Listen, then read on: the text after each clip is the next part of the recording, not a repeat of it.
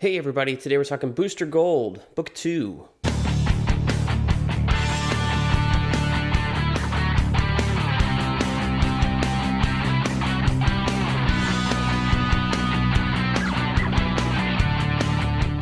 Hey everybody, welcome back to BK's Bullets. As always, I'm your host, Brent and today we're taking a look at Booster Gold, Book 2. This is an overview. I have not read this series since it came out. I was reading it in single issues, believe it or not. So this is the sequel to this other book here, Booster Gold, the complete 2007 series. Don't be fooled. They did release a reprint of 52 Pickup, I think last year, and then released this one. And so I had bought all three. So the first book has 0 through 14 and 1 million. So 16 issues. This one has 15 through 31 and Brave and the Bold number 23. So the first book is Jeff Johns, Jeff Katz, Dan Jurgens, and Norm Ratman. This one is simply Dan Jurgens and Norm Ratman's. Jeff Johns, Jeff Katz step away from the book, and Dan Jurgens basically picks up where they left off and takes his character that he created back in the 80s and continues the storyline that they started telling. And honestly, I remember when I was reading this book in single issues, I loved these just as much as the Jeff Johns stuff.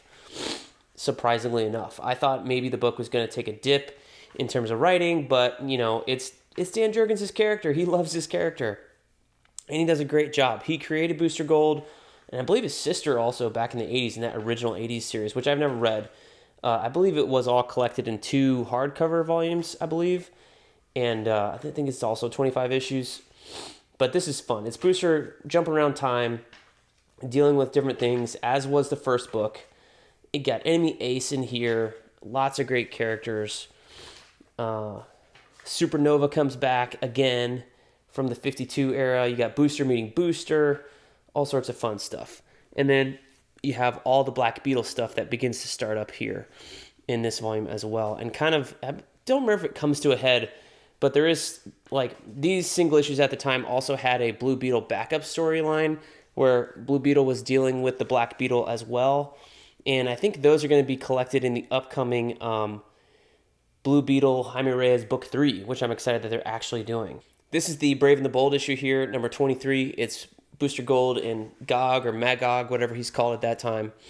But it's I guess it's a Kingdom Come storyline as opposed to a JSA storyline. Magog and Gog were also appearing in Justice Society of America at the same time by Jeff Johns. So I can't remember which version we're getting here.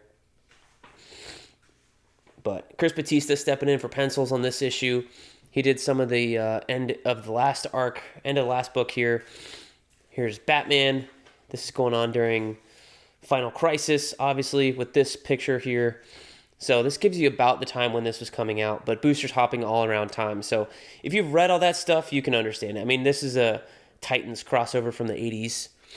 There is, she was like a nerd celebrity at the time. I can't remember who she was, sorry. But part of the Booster Gold fan club, again, internet celebrities come and go, but you may not remember their name in 10 years, that's for sure. There's Damien, and then you have starting to get into the Blackest Night stuff with Ted Kord coming from the grave at, Dead Ted, part 1 of 2. Love this stuff. But yeah, this is a whole lot of fun.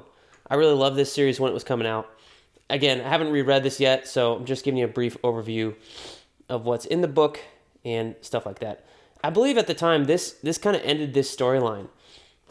From here, these 2 books, book 1 and 2, were kind of this was one storyline, and this kind of continued and did its own thing, and then this definitely wraps up in this volume. So if they don't do a book 3, I think they'll be okay, but I feel like there is enough material to go to a 3rd book, although I don't know what they're going to do on the spines because they line up so nicely with Booster Gold symbol. So I don't know what you would do on a 3rd one over here.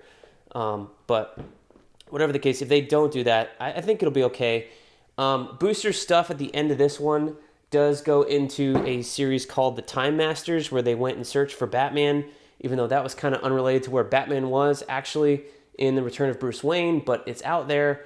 And then there's, I believe, 17 more issues of that Booster Gold series with Keith Giffen, J.M. DeMatteis writing for 12 before Dan Jurgens comes back to do writing and art in the final 4 or 5 issues before Flashpoint happens. So yeah, this book went a long way, and it's a great book. So it's fun. If you love the history of the DC Universe pre-New 52, you're absolutely going to love this book if you love the first one as well. If not, give them both a shot. They're great. Anyways, thanks for the overview, and we'll see you guys next time in the Funny Pages.